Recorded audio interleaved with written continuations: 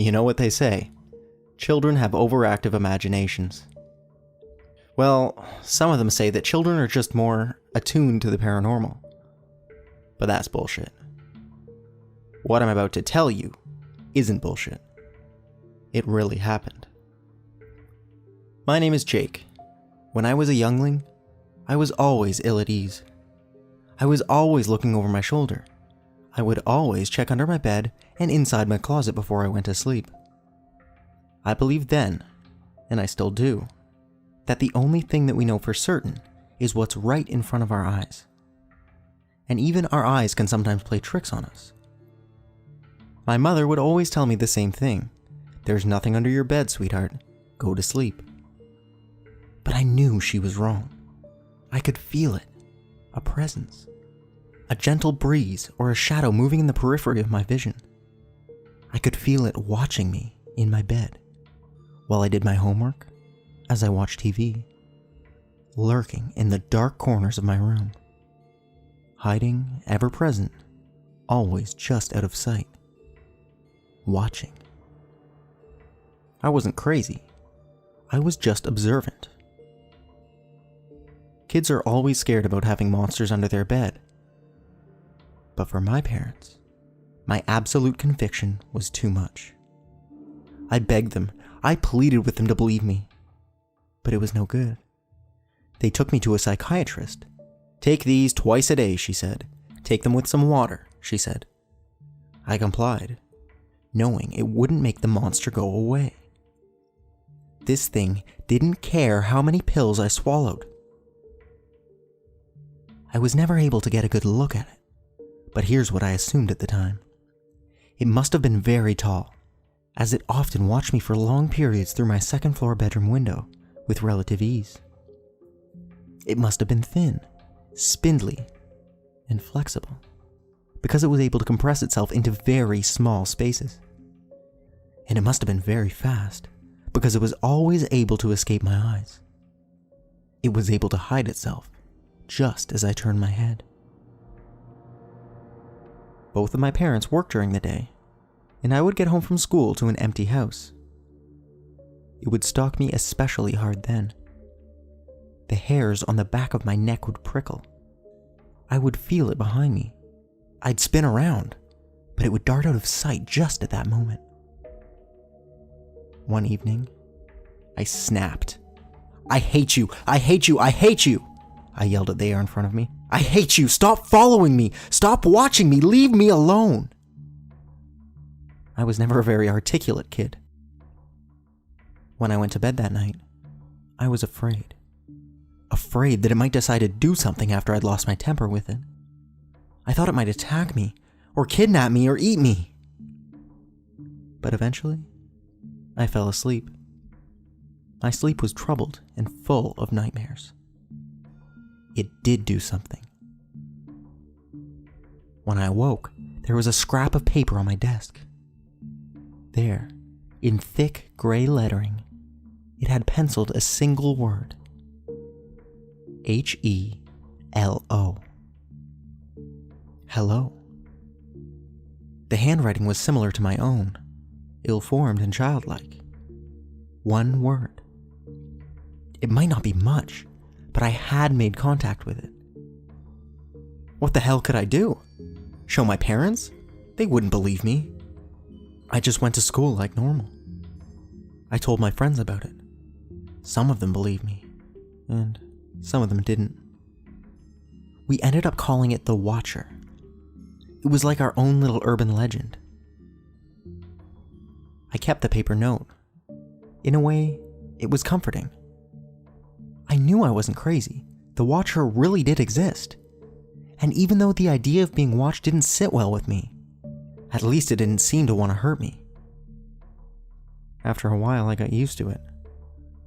When I was at home, I would talk out loud to it. It never replied. I don't think it could. And it never showed itself. But I knew it was listening. I received more notes over time. Most of them were indecipherable. Charts full of strange symbols, lines, and circles. Diagrams that were obviously trying to tell me something. but I couldn't for the life of me work out what they meant. But I kept them anyway. I stuffed them into a drawer. I told my mom not to throw them out. Reluctantly, she obliged. At first she was worried, but I guess she was also glad that I'd finally gotten over my fear of monsters.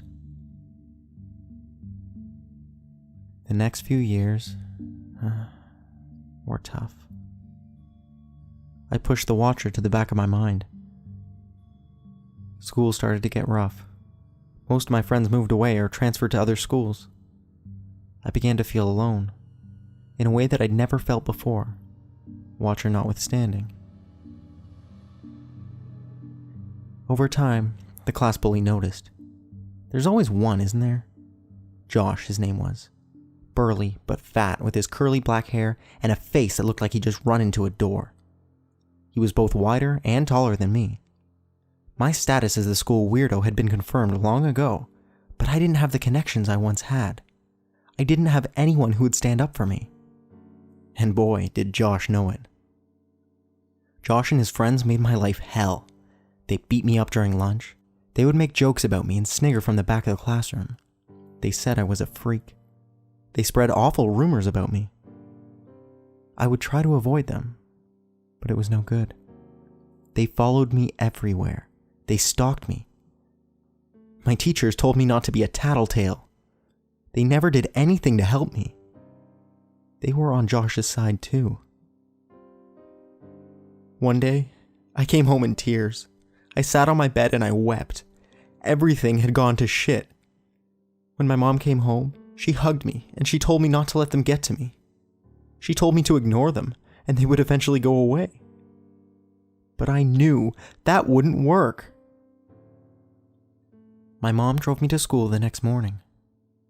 Aaron greeted me excitedly at the front gate. Aaron was in my class. He wasn't really a friend, more of an acquaintance. He was kind of short, and he wore thick black glasses. He lived across the street from Josh. Josh bullied him as well. "Jake, you're totally not gonna believe what happened," he said to me. I remember he was practically hyperventilating. I didn't respond. I didn't care anymore. "Josh is dead," he said.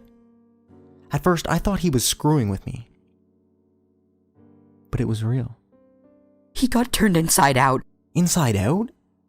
His outsides were on the inside, and his insides were on the outside. There was blood everywhere, and there were police cars outside his house. It really was true. It ended up on the local news. Although they didn't mention the part about him being turned inside out. A smile drew across my lips. I knew exactly why Josh was dead. The bullies didn't bother me after that. "Thank you," I said to the Watcher. Looking back on it, I still think Josh probably deserved to die. He was a piece of shit. He would have just grown up to be a heroin addict or something. The Watcher left me more notes. "I am from far away. I must record. I like you." Through my adolescence and early teens, the notes gradually became more sophisticated. The Watcher said that it was from far away, but would never say where. I asked a few times if I could see it, but it left a note that just said no. It seems like it wasn't able to communicate through conventional means, but it was able to learn English after years of watching me do the same. It said that it was sorry for scaring me and making me feel uneasy, but also that it must watch always. From what I can gather, the Watcher lived in a world where there is no conflict. There were no wars, no fights, not so much as an argument. But it seems like there was also no art, no music, and no literature. Life in the Watcher's world had no lows, but it also had no highs, because without lows, there can't be highs. You can never really appreciate happiness until you have been truly miserable. The Watcher was always there, through the good times and the bad. It watched, and it listened, and it helped. And, because of the Watcher, I was never truly alone. I will forever be in its gratitude. One morning, when I was in my mid-teens, I woke up, and it wasn't there. I had grown so accustomed to it, I knew immediately that it was gone. There was a note on the desk. Beautiful, impeccably neat handwriting. The note said, "Dear Jake, I have to leave you now. I'm sorry that I didn't tell you until today. I'm sorry that we couldn't say our goodbyes face to face. I have been putting it off for a long time. I suppose you have one question. Why? We found the signals you broadcast into space. We found the pictures and the music. We found the anatomical and chemical diagrams. And we found all of the other images you had left. Images of natural beauty. Images of humanity. Images of life and love and death. From tiny insects to sea mammals to humans. From tall mountains to deep oceanic trenches. We pored over every minute detail. We saw the immense diversity of your cultures. We saw sport and cuisine and science and architecture, industry, and art. We saw a world that was not unlike our own. For one brief moment, our entire civilization was united. You had touched us with your electromagnetic waves, and you had made us feel and see things that we had never felt before. We had never before seen the true beauty and raw emotion that humanity shared with us. From then on, we had one singular goal. We would find Earth, we would collect data, and then, when we were ready, we would initiate contact. Experiencing your life firsthand has been a true privilege, and I thank you for everything that you have given to me. One day, we will return, but by that time you will be long dead. Goodbye, Jake, and take care. Signed, The Watcher. It was difficult to adjust to life without it. I had lost my oldest childhood friend. But eventually, I did. And I went on living. I graduated high school and was accepted to study math at a prestigious university. I am currently studying for my master's degree. My mom moved out of my old childhood home recently, and I found the notes that the Watcher had left me, stuffed away inside an old chest of drawers. I realized what the diagrams were. They're star charts. I took the charts and diagrams to the astronomy department and asked them to take a look. It took a while, but we decoded them. They point to an Earth-like planet orbiting a star in the Lambda Algria system. Research into the Lambda Algria system is ongoing, but many astronomers believe that it could potentially harbor extraterrestrial intelligence. I guess only I know for sure.